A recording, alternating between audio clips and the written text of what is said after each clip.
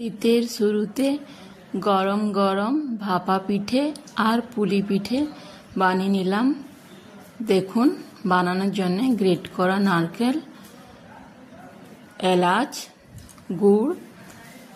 নারকেলটা আগে ভালো করে রোস্ট করে উপর থেকে গুড় দিয়ে দিলাম।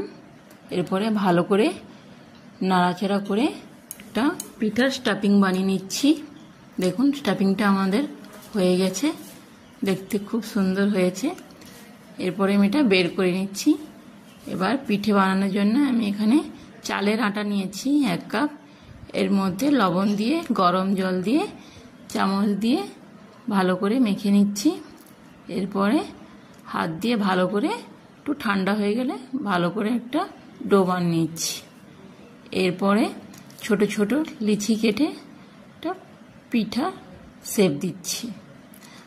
দেখুন কিভাবে পিঠে বানাচ্ছি।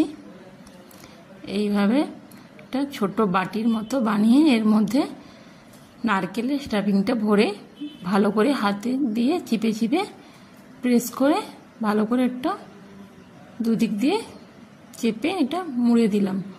আপনাদের কাছে যদি শাঁস থাকে শাঁস দিয়েও বানাতে পারেন। আমি এভাবে হাত দিয়ে বানিয়েছি। দেখুন দেখতে কত সুন্দর হয়েছে। আমি এভাবে সবগুলো বানিয়ে নিচ্ছি। এরপরে আমি পুলি পিঠা বানানোর জন্যে এখানে আমি 500 প্যাকেট দুধ নিয়েছি। এর মধ্যে এলাচ 2টো দিয়ে দিয়েছি।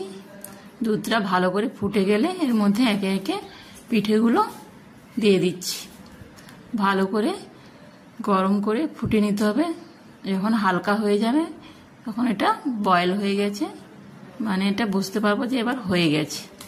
এরপরে এটা আমি বের করে নিচ্ছি। দেখুন পুলি পিঠা দুধ দিয়ে, দুধটা খুব সুন্দর গাঢ় গাঢ় হয়ে গেছে, খেতে দারুণ লাগে পুলি পিঠা।